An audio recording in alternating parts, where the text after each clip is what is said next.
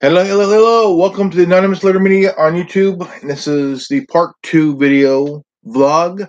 Why are religious individuals pushy part 2?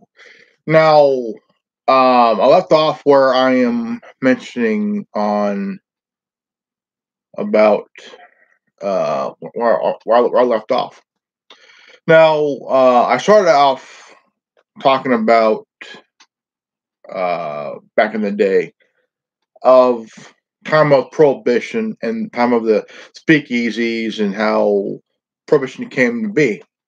Well, we all know, but the era, the prohibition era was a time where speakeasies were a place where you were allowed to be yourself. Okay. Now there were a lot of Hollywood actors and actresses who were gay, lesbian, bi, but studios did not. They knew in a way, but they wanted to keep a squeaky clean image. Okay, they thought that if an actor or actress came out as gay or lesbian or bi, it would ruin their career. It would ruin the studio's reputation. Now we all know that Rock Hudson was gay, Liberace, Freddie Mercury, a lot of during that golden age of Hollywood. But he had singers like Rob Halford, lead singer of Judas Priest, was gay, and Freddie Mercury, the greatest voices of rock and roll, greatest voices. And you had in history, you had great scientists like Da Vinci. Da Vinci was a brilliant guy, and he also had another important guy in history.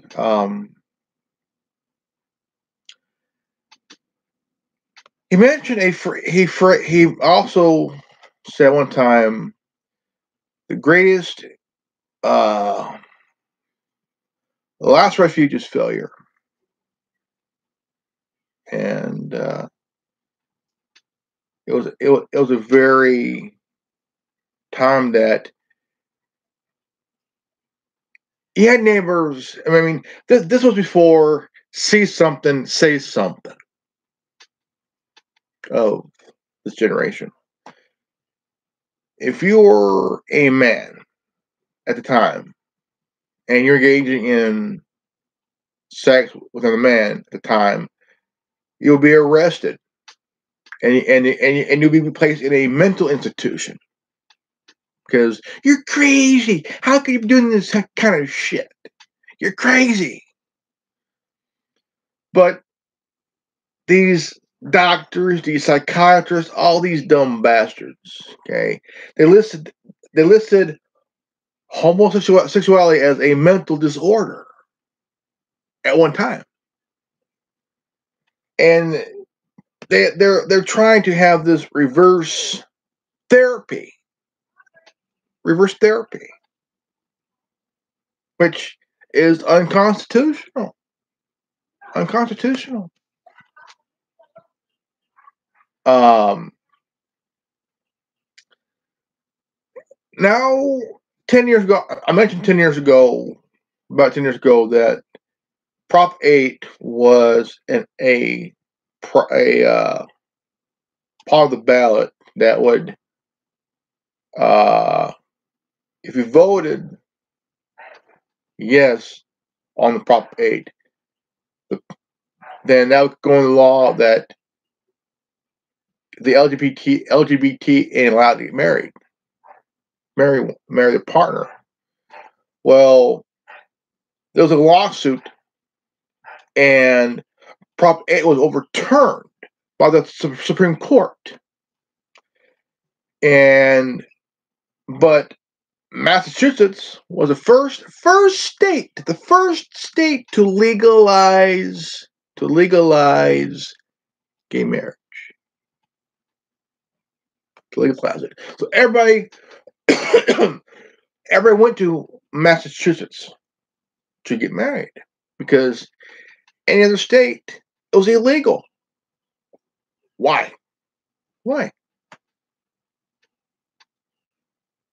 That's like back in the day, if you were a white person, you couldn't marry a black person. You couldn't marry a Hispanic person. Because at the time, the Ku Klux Klan wanted to keep the white race pure. They didn't want any race mixing. Why? Why? Thomas Jefferson had sex with Sally Henning and had 6 kids. Had 6 kids.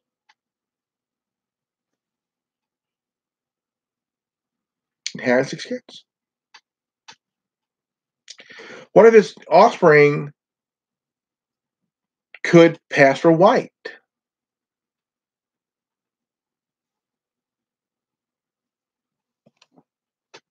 Brilliant.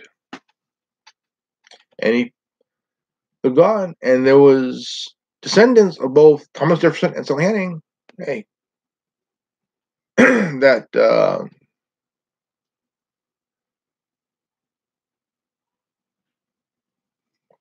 but I'm a father of a very smart, intelligent, bright, hardworking son. And very proud of my son. Okay. Now,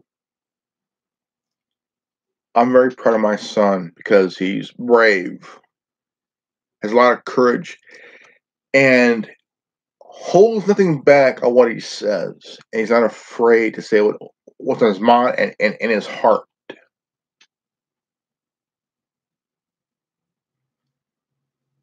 I'm a father of a gay 19-year-old son. Very proud of my son. Very, very proud of my son. Very proud of my son. Educated, intelligent, bright, hardworking, brave young man who holds nothing back on what he says, what's in his mind and in his heart. A lot of courage, a lot of courage. He has more courage in his little finger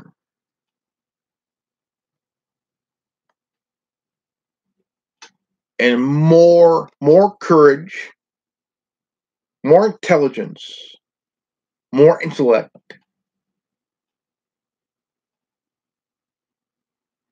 in his little finger than any other millennial who's soft on the left side, little snowflakes.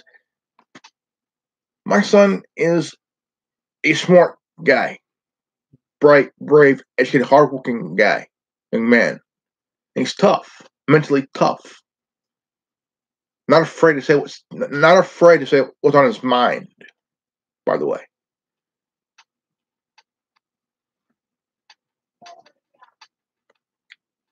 I'm proud of my son. I am very proud of my son.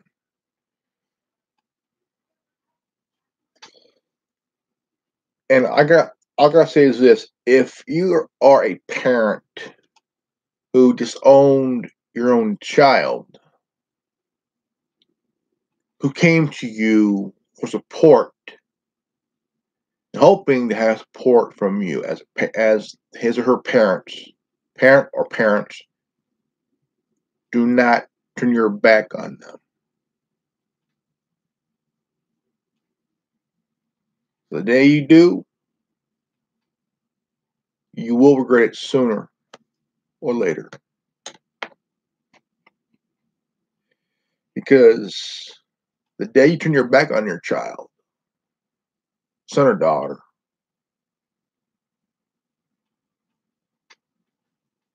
you'll be this you'll be feeling this low, this small. It'll make you a little small. in mind, because you gotta have some respect for your child. I mean, if you put your faith over your child, you're a hypocrite. You are the biggest hypocrite ever. I mean, you don't need to go to a church to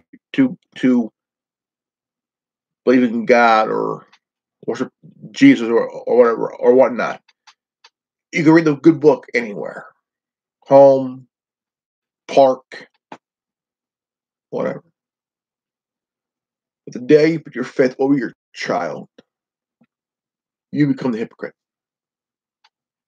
You become the biggest hypocrite ever. Okay.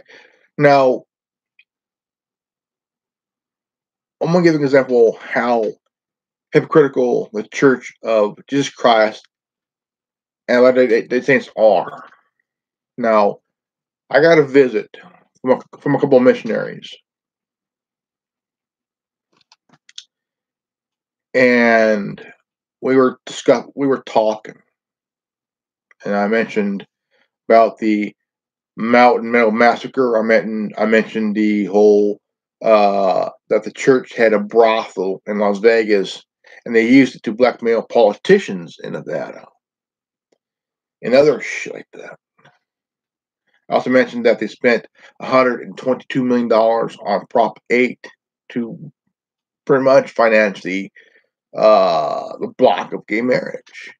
And one of them says, "How do you know this? Where do you get the research?" I research, my friend. I research. I said, "Do you know about it? Do you know?" Like, no. Well, I know about it. I'll look at this. This is how brainwashed the missionaries are, who were born in the church. They're brainwashed. Any member of the church watching this video,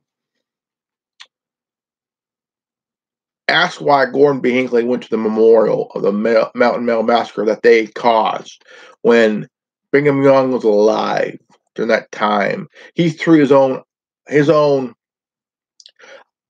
adopted son to the wolves, where his son, who he adopted, was tried, convicted, sentenced to death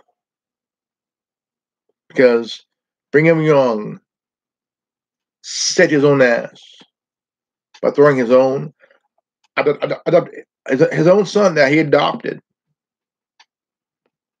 to the wolves to be executed.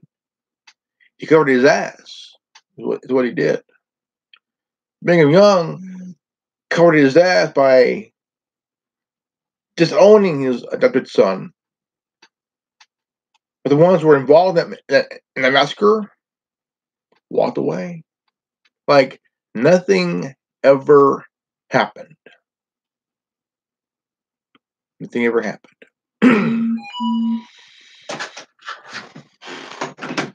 Come on. They walked away like nothing ever happened. So did Brigham Young. See, Joseph Smith died. And that's when Brigham Young took the reins of the church. Brigham Young was the Dave Miscavige of the Mormon religion. And a lot of questions throughout history is like, why are they involved in this shit, you know? The Mountain Meadow Massacre, the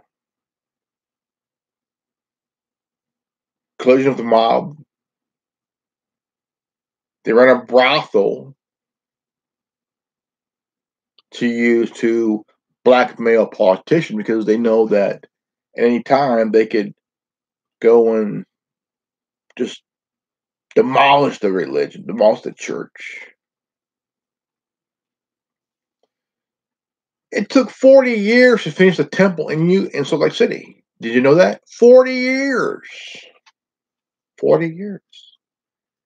how much money was spent on finishing it? Marble? Shit.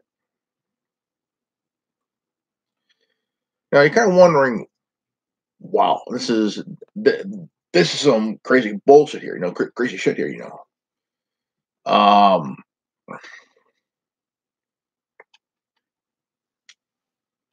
but check out the documentary on Prop 8, and you'll learn that the Mormon Church spent $122 million. Now, the one missionary, he looked at me like he wanted to fight, like he wanted to fight,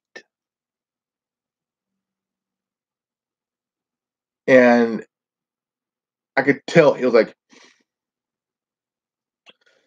I looked at him and go, hey, hey, I'm a former member of the church. You could get mad all you want. I mean, I don't care if you feel insulted about the church. I don't give a shit because big time they're hypocrites. Big time, the hypocrites.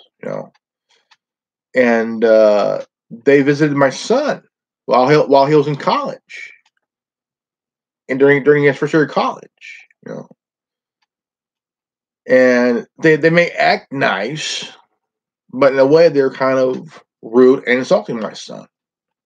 Very, very, very insulting to my son.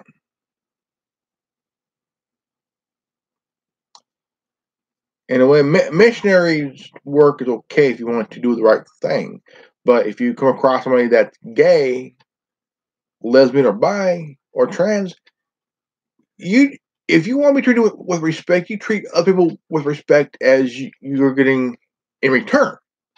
But that's hardly the case of giving respect in return. All you're doing is insulting somebody based on their sexuality, and it's wrong. Totally wrong. Very, very wrong. And very wrong indeed.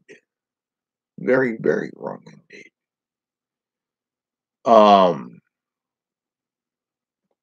Very, very wrong indeed. I mean, you gotta think here.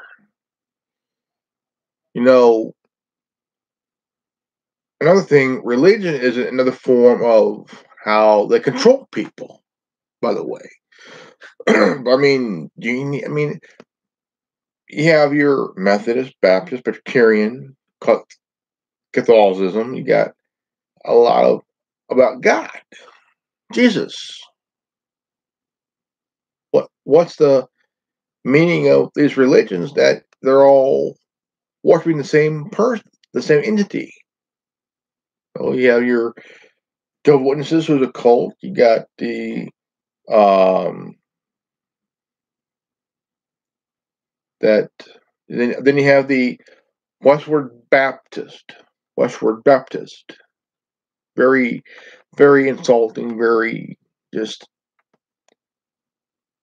evil religion, church.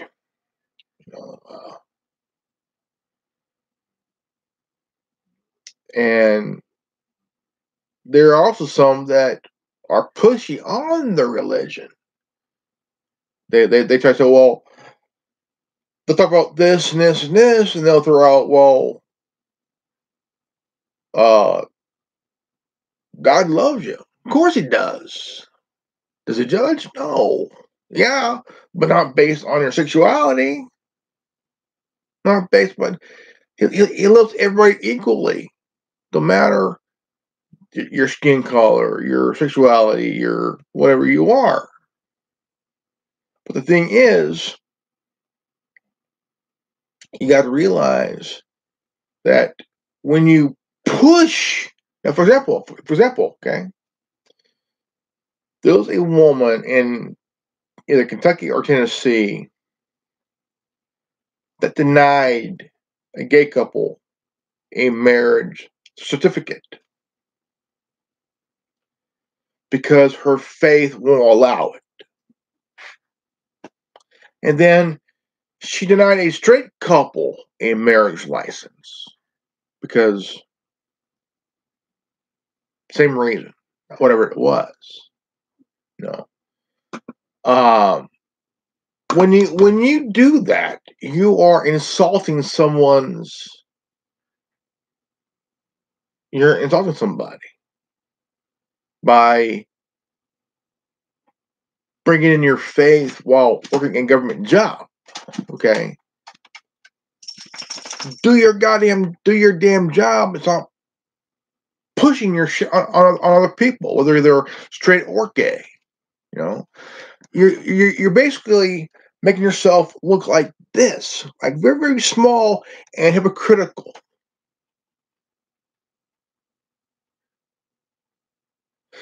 Now, this dumb broad came out of jail after spending a few days in jail, and she came out like this. Like she fucking triumphed over this shit. She didn't fucking triumph anything but stupidity. Okay? She merited a lot of stupidity. But the thing is, if you're if you're working a government job, the one thing that you don't do is you don't bring in your faith or your religious bullshit to a government job. Now you are doing a service. Okay, you're doing a service for somebody. For say, if a gay couple comes in and want a marriage license, you give them a damn marriage license. What you're doing is you're violating their constitutional right and their liberties by not offering them, giving it to them because they came in, they want to get married, they need a license, whether they're gay or straight. They come in, give them a license. Be a better person and give them that license. Do not bring in your religion in this shit. Because you'll be a hypocrite and look, that's fucking small. Okay? Now, I gave my son my word. And I want to stick to that word. Okay? I'm going to be at my son's wedding when he meets the right person and marries that person. I'm going to be there. No matter what.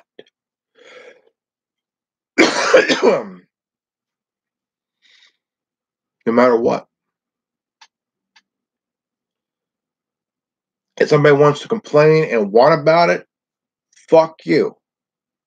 I'm going to be there to support my son because that's my boy. That's my son.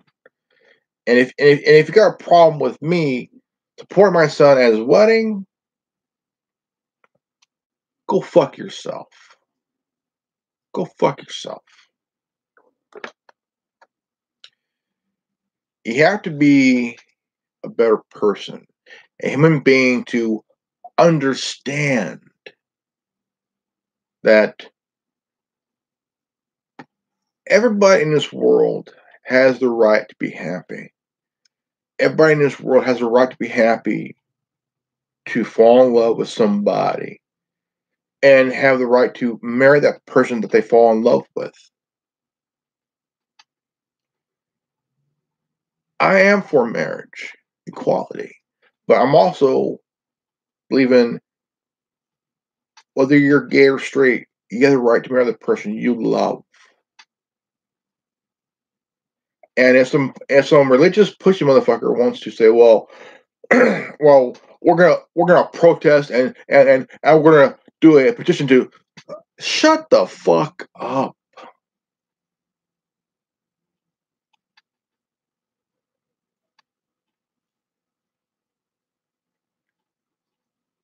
Half of these pushy ass religious fuckers are just being hypocrites.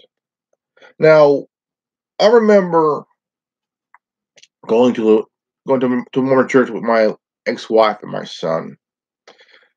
I would see people, they go up there and say, well, I witnessed this, I witnessed that, and everything else. Now, I remember my grandmother telling me years ago when they went to the Mormon church, and she knew the people from the church, and they go up there and they would just lie, and when I went to the church like over a decade ago, and we're living in my grandparents' old house, my my dad's folks' house, and we met these missionaries who were this couple, nice as can be, nice as can be, and I would talk to the elderly man, and we would talk about cars and stuff like that, and got along great.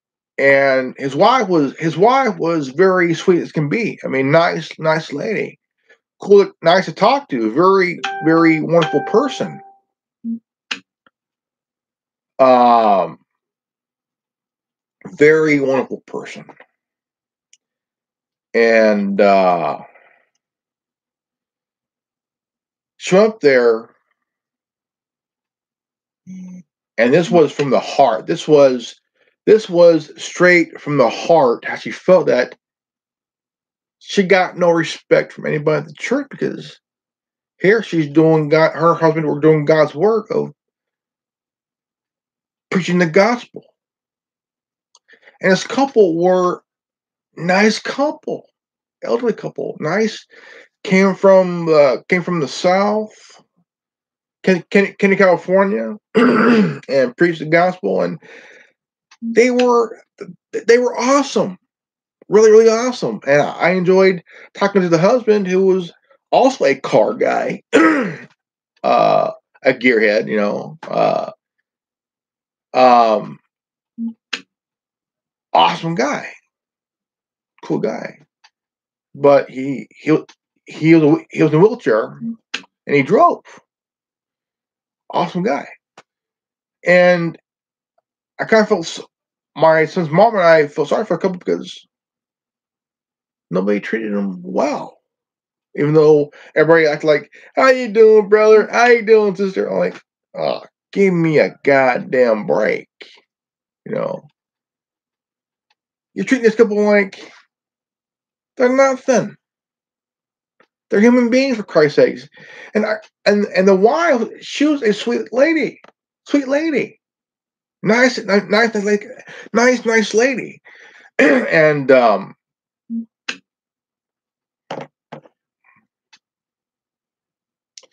so and we also met another young missionaries, and there's one missionary that I became good friends with, and his name was Nephi Hardman. Nephi, and him and I became good friends, and I always liked to talk to the guy, talk to him, and he was a good friend, and he was the one that I chose to baptize me into the Mormon religion because I liked the guy. He was a pretty cool guy, pretty cool, easygoing, cool to talk to, and became my friend. Nephi Hardman became my friend, and he was a missionary and my friend. And I was saddened because he had to go back to Utah. I felt sad because he was. I I gained a friend in the church. He was a nice guy, nice as can be. He was a nice guy, cool to talk to. He had no harm. I mean, a cool guy, and I miss talking to him. And I do miss talking to him. And I mean, I made some friends in the church, and um, one was an elderly couple that my son's mom and I, at the time we were married, became good friends with the other couple, and we also had these two missionaries that they came about once a week, and about once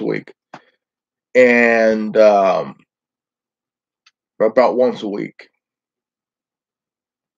and I became friends with Nephi Hardeman.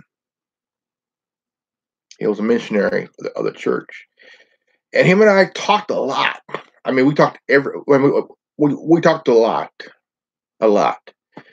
and he gave me a book, kind of like a book that I could write things down on, or like whatever I would write things down on, and I'm like, dude, this is awesome. You know, I could write things down, and I had with me, I had with me somewhere the little book. I would write down things and write down like notes and whatnot. I I had it with me when I went to City College here in Fresno. I went to Fresno City College back in '02. Uh, about was it 16 years ago? I went to that school 16 years ago, back in '02, and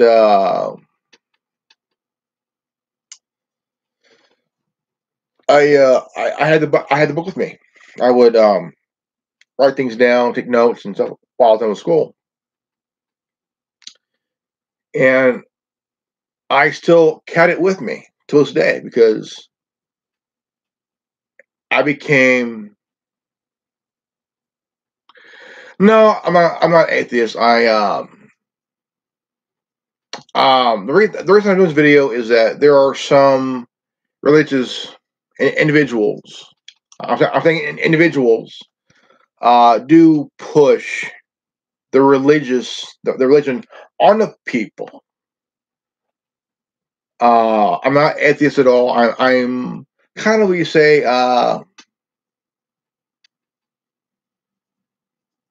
Naturist.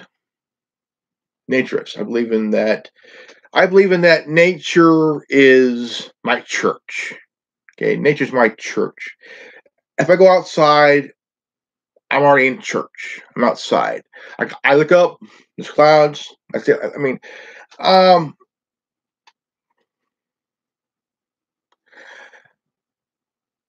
I don't believe in atheism.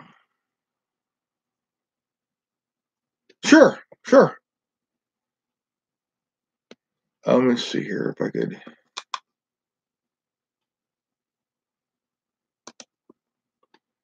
Let me see here.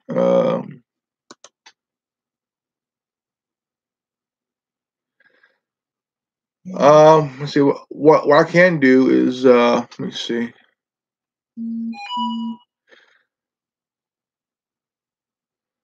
Well, how about we leave it like this, so that look at this right here right now. Um,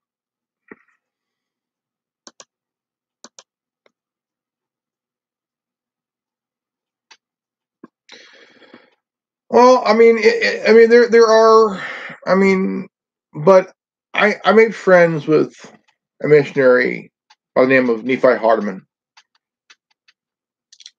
Nice guy, cool guy. I do miss them. I do miss talking to them. I do miss chatting with them, and I um, do miss the guy. But it's been good a little over a decade or so. Well, about 14 years since I talked to him, and but it's a very controversial thing. It's a controversial talk when you bring it up in discussions at a either as a sport at a sport group or any type of conversation, and whether you see it on the news or on the internet or basically in the life in general when you're out in public or someplace, and um,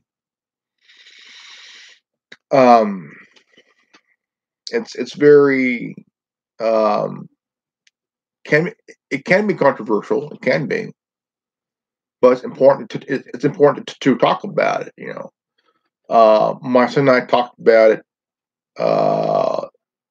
the other day, and I feel that we need to talk about it.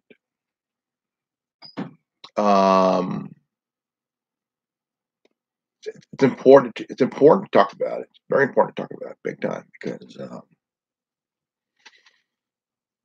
it is very, very. Um, and no, I know I'm not an atheist. I'm still a Mormon, but I no longer go to the church. I haven't gone in like years because of the reason I didn't go back because of that. You know, there was a woman that was new to the church, and my son's mom and I and my son, as well as my brother-in-law and his friend, we went to Utah. We went to Salt Lake City, Utah, to visit the church, the headquarters of the Mormon religion. We were there for about a week or so, and for a few days and whatnot. And it was beautiful scenery. Love the mountainside. Love the. I mean, the weather was nice and cool. It was a beautiful city. Salt Lake City was a beautiful city in Utah. And I saw the arena where the Utah Jazz plays at their home arena. Pretty cool. And we did a tour in the very first Mormon church. It was kind of pretty small, but I felt like walking. It's like as a tourist, you're walking through and you're looking around. You're like, wow, this is the before the big temple was built, whatnot. And it felt like you were. It's like open the door. You're in the 21st century. You walk through. You're back in time. Like, dude, wow. And but we went to the church itself. No, not the temple, but the big church, and it is freaking huge, like really huge. Look down. Holy shit. Holy shit. But the one thing that does bug me about the church is that they say, well, you're banned from drinking tea or coffee. What the fuck are you talking about? I can't drink coffee or tea. Hello? I drink coffee all the time, every day.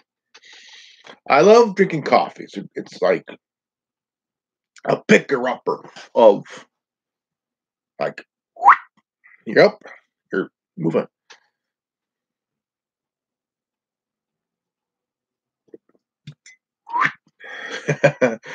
um, but it's very hypocritical. Of, I mean, I respect you. I respect people that do go to church. I do respect them because they have something to go to worship the guy upstairs and his son, Jesus Christ of Nazareth. But I don't push my belief on anybody else. I don't, because I think that if you're willing to push your belief on somebody, whether it's religious or political, if you push on somebody, they're gonna be like, look, don't want to hear it, want nothing to do with it, because let the person come in themselves. Don't be pushy and shit. One of the missionaries that came and visited me wrote in a letter to somebody from the church, says that if I wanted to be whatever, either excommunicated or whatnot, hey, fine, do it. Hey, I don't give a shit, because I'm just like, okay, well, good. Um, I don't like it when parents at a Mormon church has a son or daughter that's lesbian or gay, and they would rather kick out their kids and put their faith before their children, over their children, are total hypocrites. Because when it is said, love thy neighbor, love thy neighbor. You should all be between religion and your children. You should always put your children first. Your children comes first, because your children will always come first before your beliefs, because they're the children you help create and bring in this world. Okay, a lot of it is important to understand that if you're a parent, whether you have children by natural birth or you adopt them, your children comes first. Okay, always come first. Okay, my son comes first before my my religious or political beliefs.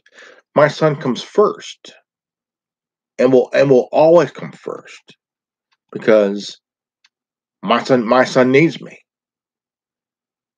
I need to be there for my son. Whether whether your child is gay or straight, your children need you big time. Or if you're a grandparent, your grandchildren need you. Okay, if you grew up in a tradition, you might want to put that tradition aside for a while, because your grandchild or children comes first over your damn tradition. Okay, your children and your grandchildren needs you.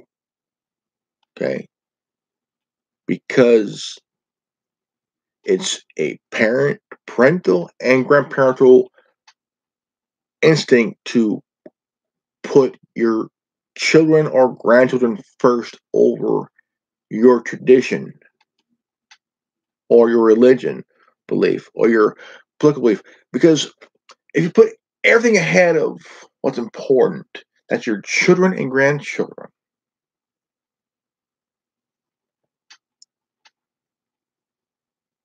they come first.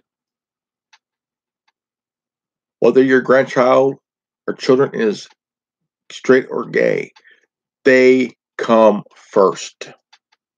They come first. Always come first. And if you're blinded by your beliefs, you are as dumber than a box of rocks painted by with a second dumber than a box of rocks covered by a second coat of paint smelling like shit. Basically, you're a dumber than a box of rocks painted with shit. And it smells pretty bad. Very, very bad. I got asked a question here by Fred Gwynn. What are you? Are you atheist? No. I'm still Mormon. I was baptized Mormon years ago. So what if they try to convert you? What happened? Would you care to discuss? Yes, I do. I do want to discuss. And not a text chat because of trolls. Trolls are very funny to a point and to a degree. You have trolls. You have government trolls. You have religious trolls. You have trolls of all kinds. Not the trolls under the bridge. I'm saying internet trolls. And that it's pretty much that if you really look at it like that, like, okay, stop, sit down, okay, sit down, kind of think, just think, reminisce, reevaluate your life for a moment before your beliefs and after your beliefs.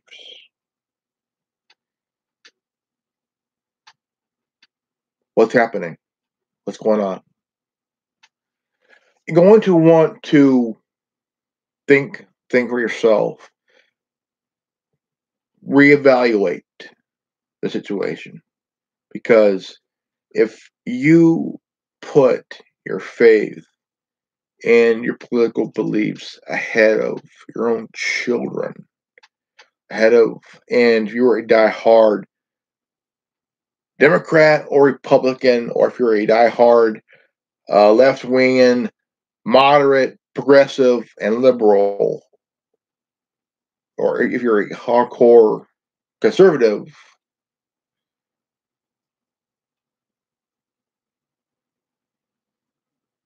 conservative, you think for yourself. If you're a left wing, liberal, moderate, progressive, you're not thinking for yourself. Okay, that's period. Understand what has happened, but you got to do it yourself. Do not take it from me. Don't take it from me. I'm asking you not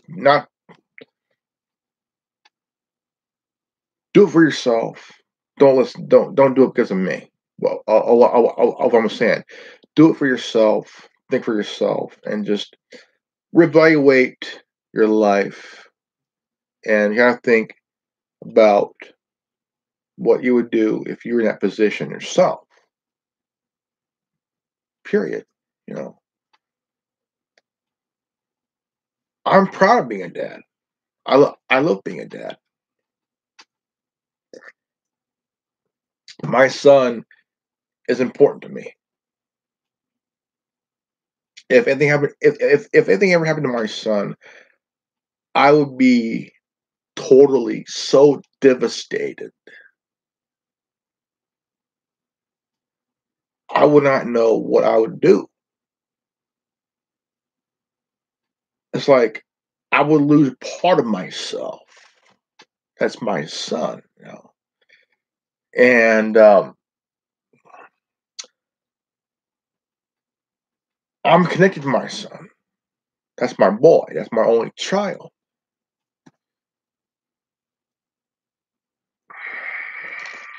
That's it's a big thing, you know. You gotta really grasp. Now, there are good things that the church can do for you, help you to a degree, but also religion can be a hypocrite at times. You know, at times. So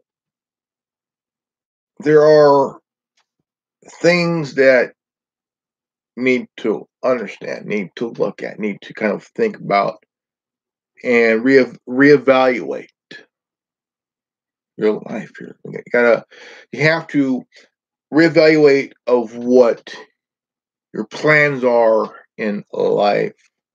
If you decide to walk away, but still read the good book for any answers, advice, whatever you need in mind, you're praying on, but once you open those pages, you want to find the answer to the question you have in mind and in heart. I highly recommend that big time, because there may be an answer in the good book that may help you. But again, your children will always come first.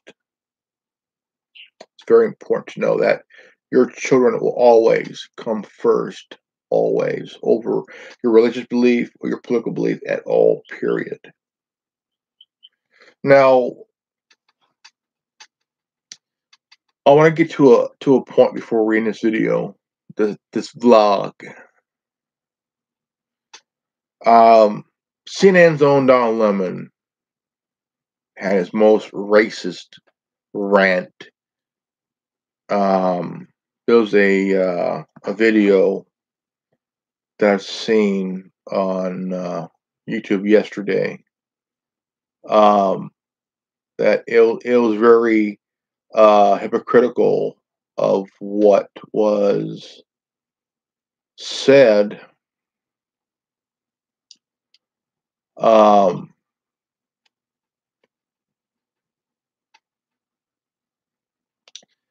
He said that um,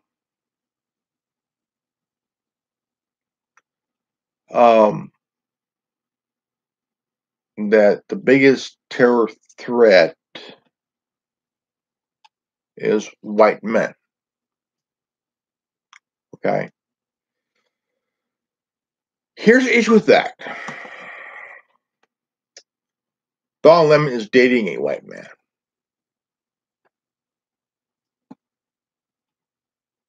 He's dating a white man. And you see white women who are at these protests saying, well, white men are the biggest problem. Do you ever wonder if these white women are married to a white guy? That they lay across them like wondering, could this man, the woman married, could he be a problem as well? Because a white woman saying the problem is men, white men. How come there's no talk about black men or Hispanic men or Asian men or Arab? I mean, men in general.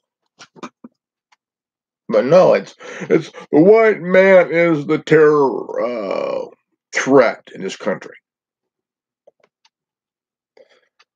Motherfucker, I'm half white. You son of a bitch. I may look white now, but I'm half white, half Mexican, motherfucker.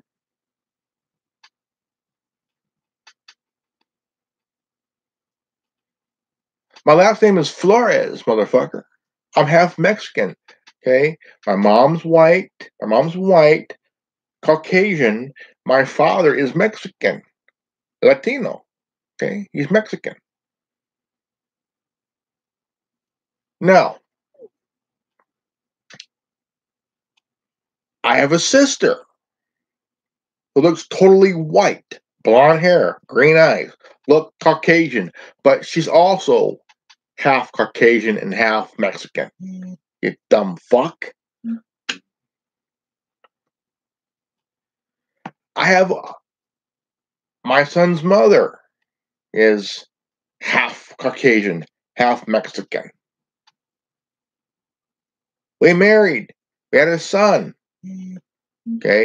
My son is also half Mexican and half white. How? Tried to do the math, but guess what? Kids, ladies and gentlemen, not all white men are the problem. Okay? Not all black men are the problem. Not all Hispanic men are the problem. Not all Asian men are the problem. Not all men are the problem. Okay? Not all men are the problem here. God damn it, what the fuck? Not every man is the problem. Not every white man is a problem. Okay?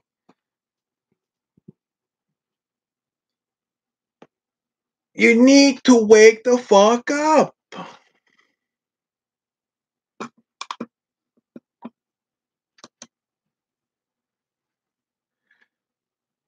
Yeah, man. I tell you, brother. But the thing is, you have to really understand that what Diamond said was totally fucking stupid, okay? Really fucking stupid, right? This guy,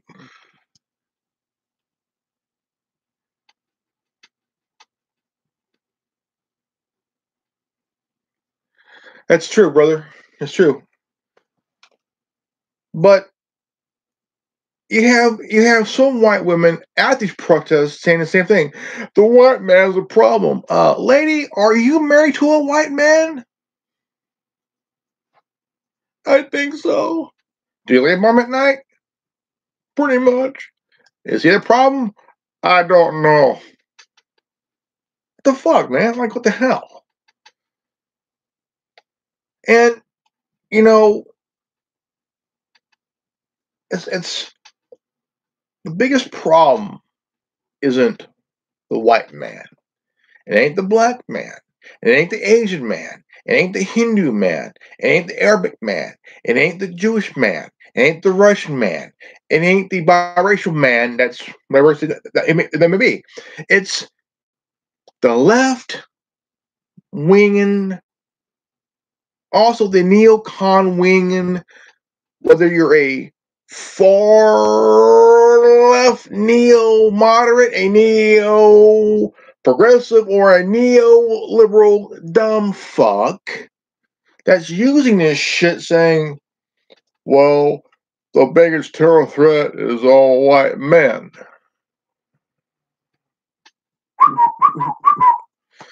Um, the media ain't helping either. Okay. Oh, the good news is that Alex Jones is coming back to the internet. The next news network did an interview of Alex Jones. Alex Jones is coming back to the internet. And good thing. For a while, we thought this was the end.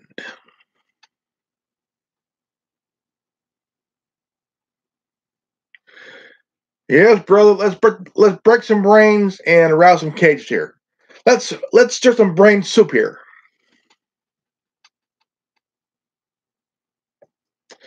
Now, Alex Jones did something that we never thought this would happen here. Okay, never thought this would happen big time. Okay, now while Alex Jones was being interviewed by Gary Frenchy of the Next Gen Network, Alex Jones laid in that little trap that we never thought was coming.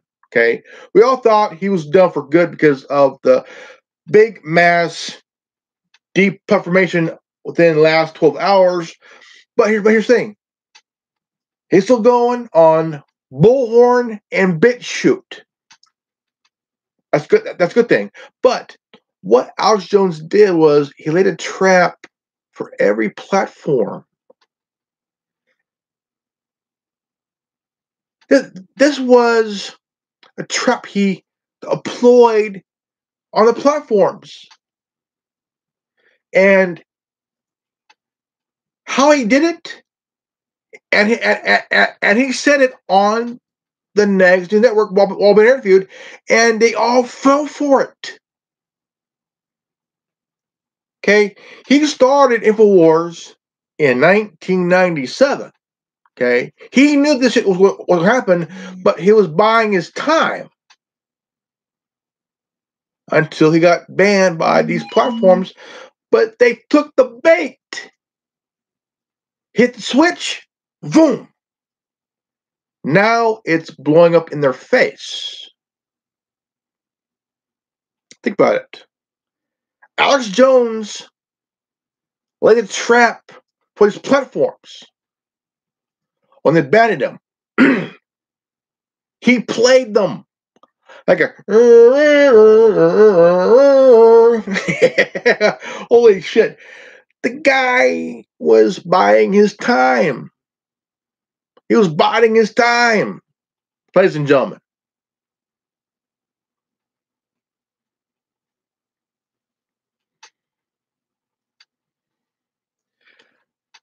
brilliant. Just absolutely, just fucking brilliant. And he'll be back. He's coming back to the internet. He's coming back to the internet. I tell you what, uh, he's getting more TV, more cable, more radio. The guy's amassed a huge. He may have lost the platform, but he gained more in radio, TV, and cable news. Holy crap.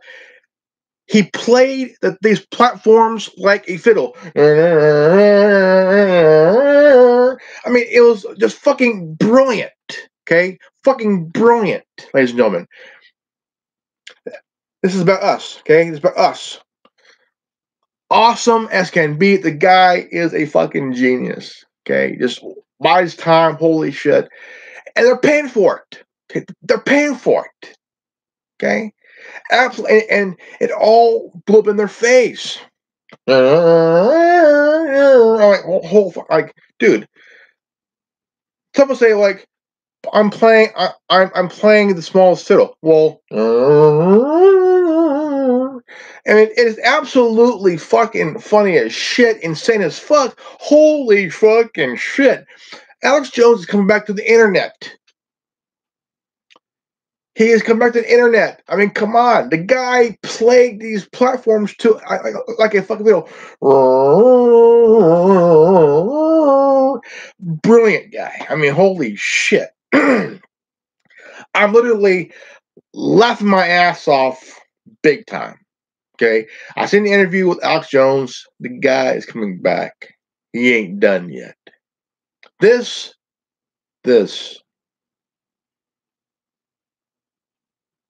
on the beginning.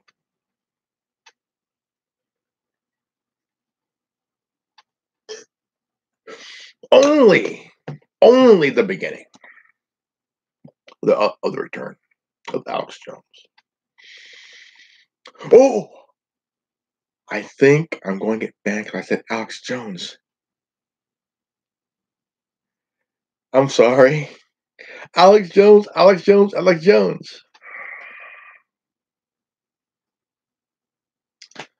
Guess not, fuckers. I ain't going nowhere. I ain't going anywhere because I am a mentally tough motherfucker. I'm a coffee drinking motherfucker that's mentally tough.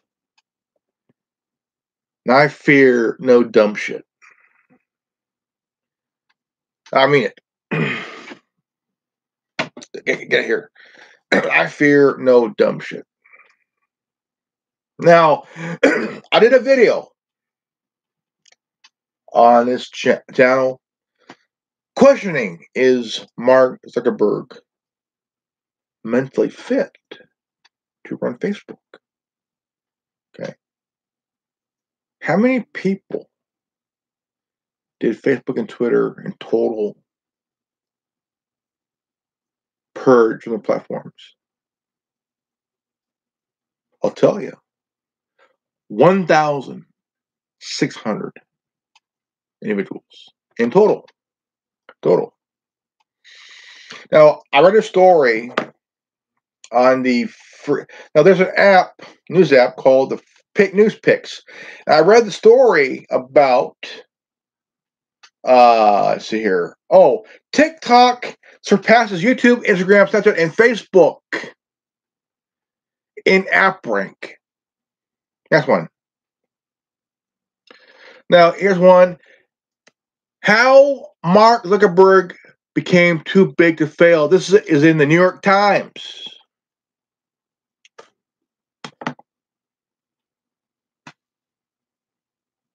Co-founders of 3 businesses that Facebook bought walked away because of Mark Zuckerberg. The guy is 5'7", and yes, shit does pile that high. Oh yeah. Mark Zuckerberg is a power-hungry son of a bitch. Okay, a very power-hungry motherfucker. No bullshit.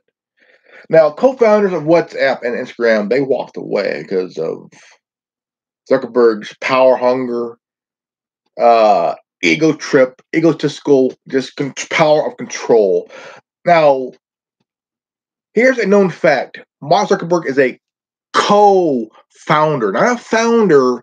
He didn't do it by himself. He founded. He founded Facebook with 3 other people.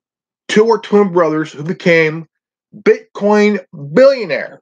Ladies and gentlemen, Bitcoin billionaires. Okay, Bitcoin billionaires. All right, and one stayed around. So there was 2 co-founders, but Mark Zuckerberg brought in this third party guy come in and kind of wedged between him and another guy who sued him for $670 million. Okay, that's almost $1 billion. Zuckerberg lost that case. The third co-founder that was booted, he got his money. $670 million. Not too bad, man. Not too bad. Now, before I go, I'm going to say this. Please watch the video fully through. And now, this is a huge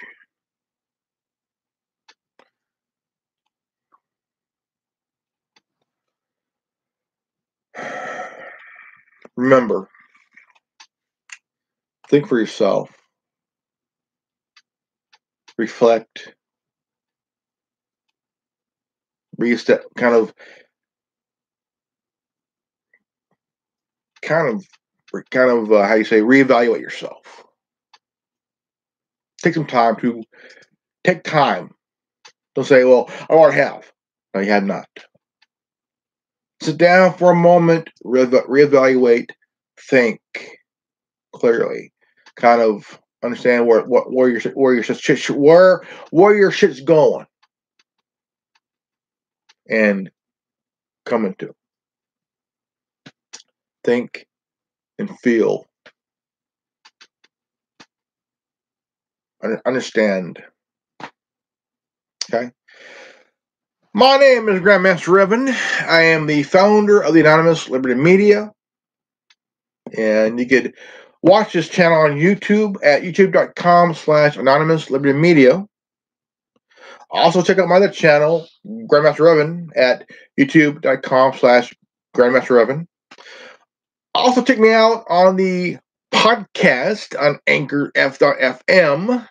Also the Apple Podcast, Castbox, Spotify, Breaker, Google Podcast, Overcast, Radio Republic, Pocket Cast, Stitcher, and Bullhorn.